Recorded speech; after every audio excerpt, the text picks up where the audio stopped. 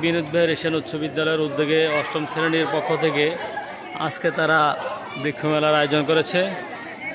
বিদ্যালয়ের আঙিনায় অষ্টম শ্রেণীর শিক্ষার্থীগণ তারা খুব সুন্দরভাবেই বৃক্ষমেলার আয়োজন করেছে।